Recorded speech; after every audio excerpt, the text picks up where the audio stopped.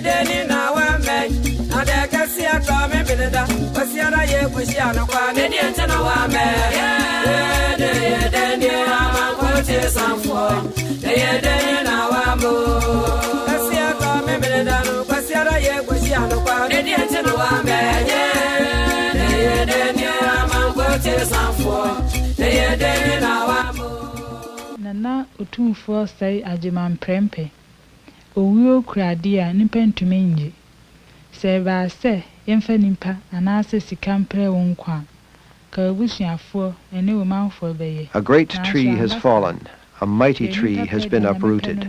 Man cannot deny death. We would have saved you were we able, but death cannot be denied. You go to join the elders. We pray you honor us to them.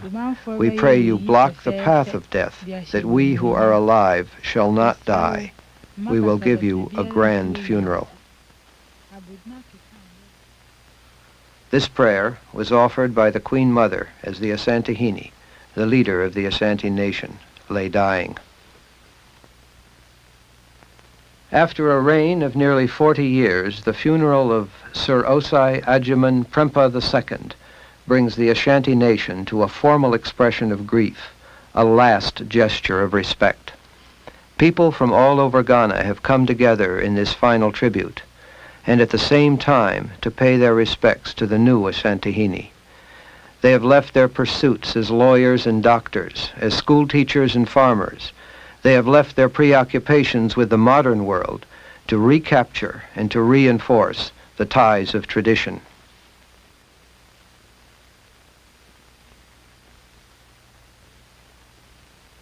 Kumasi has been the capital of the Asante nation for nearly 3 centuries.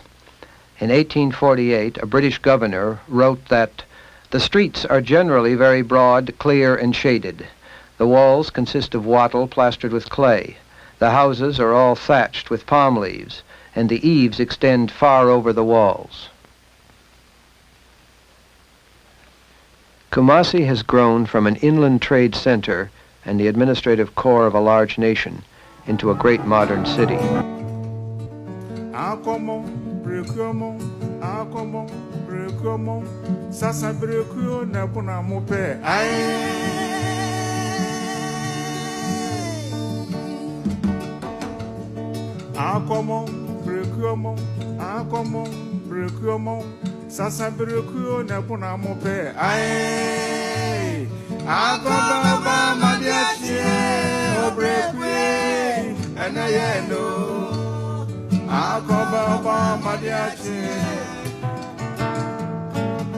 A sea of umbrellas fills a large meeting ground near the king's palace.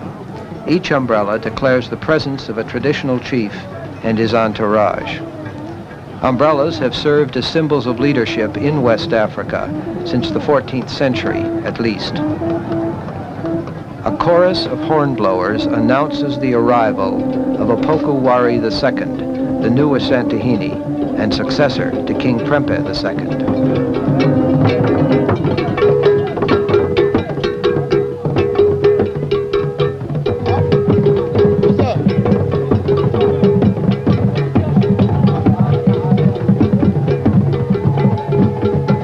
Talking drums sing the praises of the new king, and chanters celebrate the glorious past of the nation.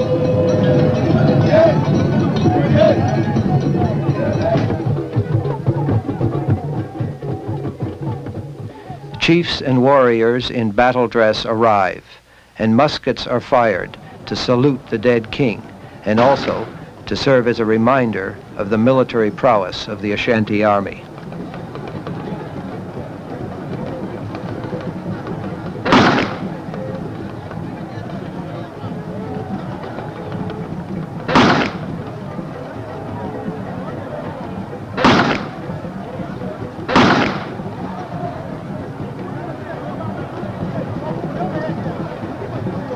Traditional chiefs parade to their appointed places in the ceremonial grounds. Lesser chiefs walk, greater chiefs are carried in palanquins. All display symbols of power, the gun and the sword.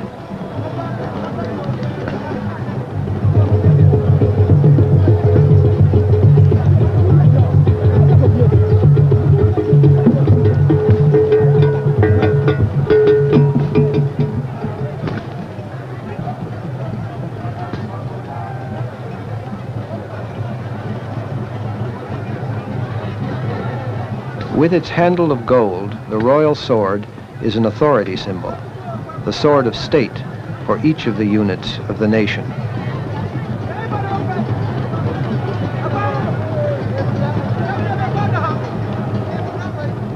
A mildly narcotic plant is held in the mouth to offset the pangs of hunger.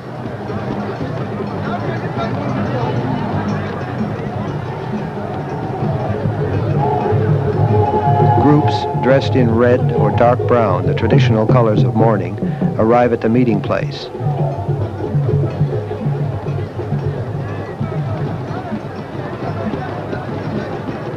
During the days of formal ceremonies, the mourners fast. A funeral song declares, "Always I think of the day of death. I cannot eat. I walk in sadness, and I die."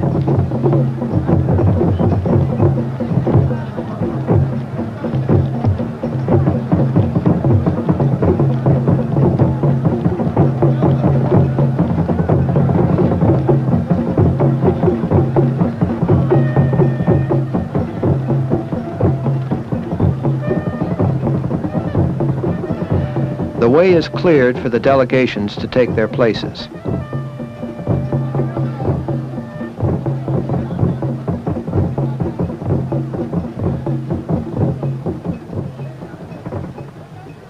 Women of the royal household wear red robes and headbands, and during the period of mourning, wear no jewelry.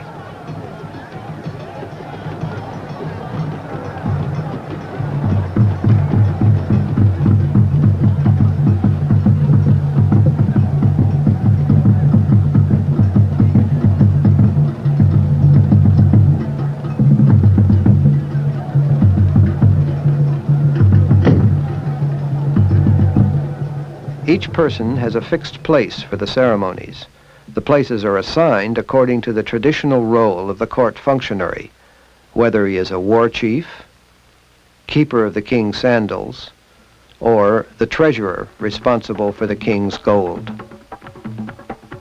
The persistence of these traditions is clear from the first major European report of the Ashanti, that of Thomas Bowditch, who was England's first official envoy to Kumasi in 1817.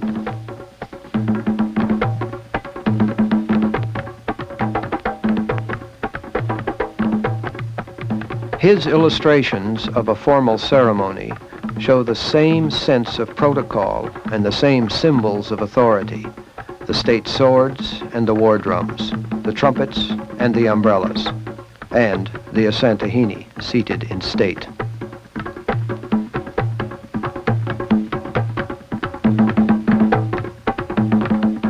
The death of the old Asantehene is recalled with wailing and with stylized gestures of extreme despair.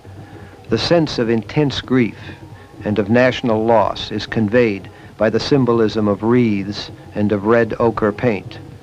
The new Asantehene acknowledges and accepts these traditional gestures. Similarly, the Queen Mother of Ashanti, she who first announced the death of the king and who helped to select his successor, receives the sympathy and respect of her followers. In this society of warriors, women, such as the Queen Mother, have major leadership roles. Formal gestures of mourning include gifts to the family. These gifts of food, drink, and money, gold and silver, are a form of paying respect to the dead and also help to repay the family for the large costs of the funeral. Thus, the gifts reflect the grief, the respect, and the sense of social responsibility of the giver.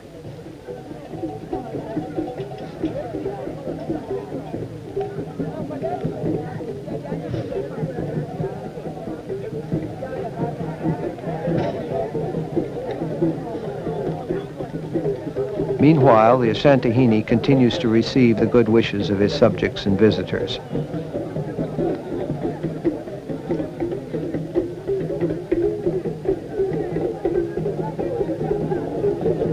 The linguists, spokesmen of the chiefs of the realm, official historians, and keepers of protocol, convey to the Asantehene the formal greetings of their chiefs and peoples.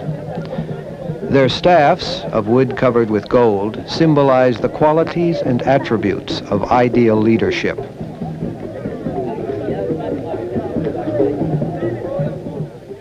Traditionally, gold is the metal of leadership, and gold was the lure that brought Europeans to the Gold Coast several decades before Columbus reached the New World. For almost 400 years, Europeans were interested in trade with the coast. Their cargoes of gold, ivory, spices, and slaves were secured with little more than a casual concern for the peoples or geography of the interior. Only in the 19th century were significant journeys of exploration begun, including that of Bowditch in 1817.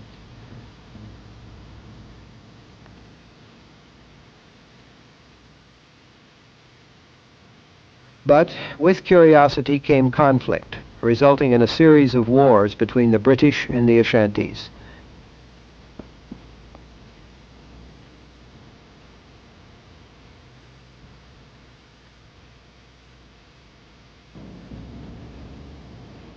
Eventually, the British were successful, and the Asantehene Prempeh I surrendered and was sent into exile.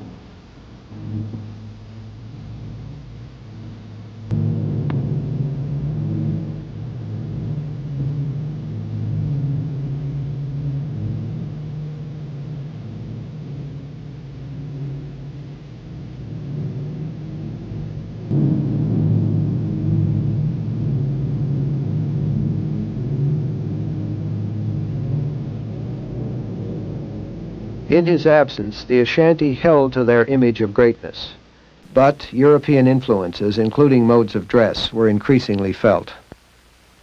In 1924, Prempeh I was repatriated, first as a private citizen and later as chief of Kumasi.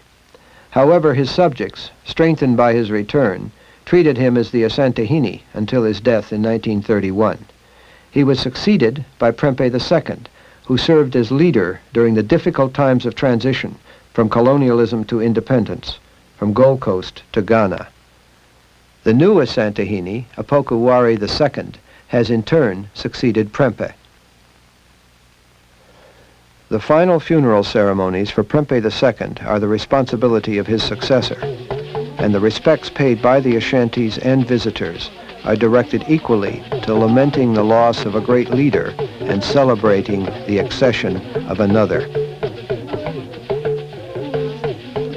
A group of northern Ghanaian chiefs pay homage through dances and gifts. Their clothing, like their music, springs from a different tradition than that of the Ashantis.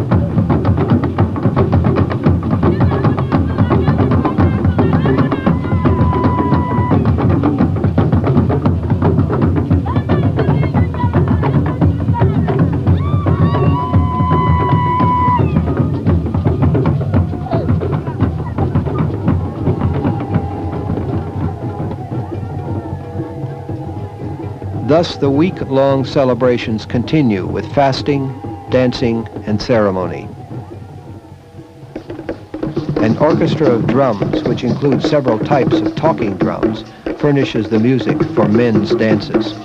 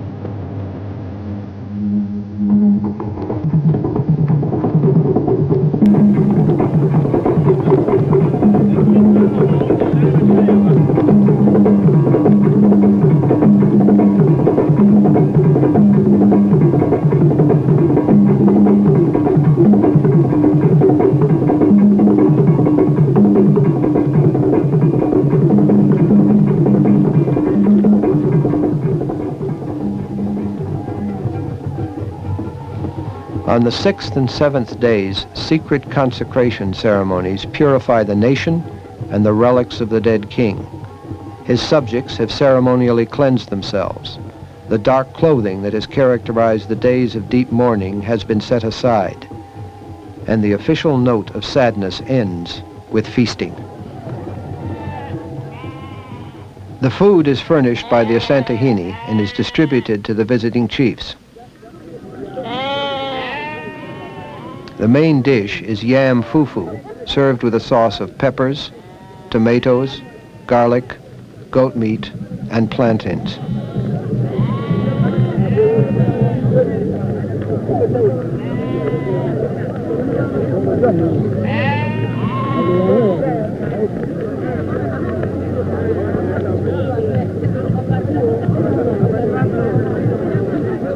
Mildly alcoholic palm wine is a favorite and extremely refreshing drink.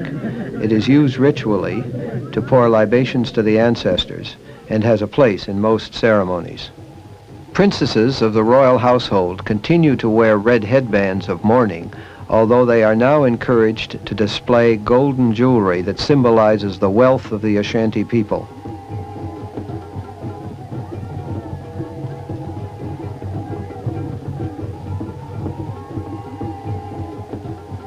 During these last days, the people continue to pay their respects to the Asantehene. His authority may be acknowledged by removing one's sandals or by bowing respectfully in his presence. The Asantehene has his own orchestra of master drummers.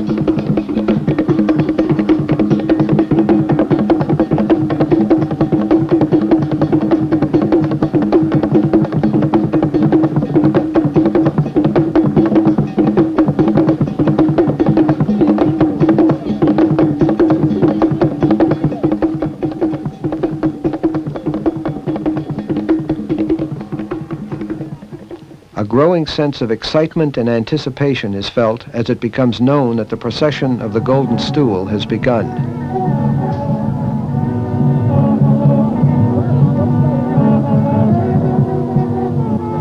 The Golden Stool is the supreme symbol of the Asante nation. It is believed to have descended from heaven to rest gently on the knees of the first Asantehene.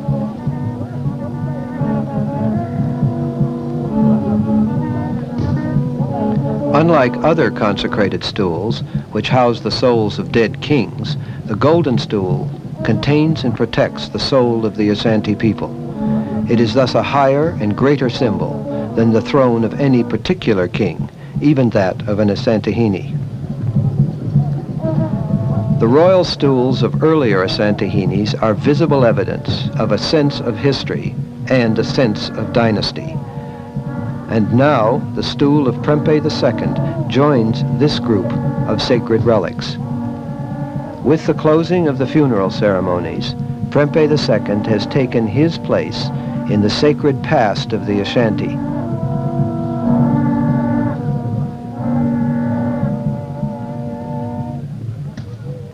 A great tree has fallen, a mighty tree has been uprooted. Man cannot deny death. We would have saved you were we able, but death cannot be denied.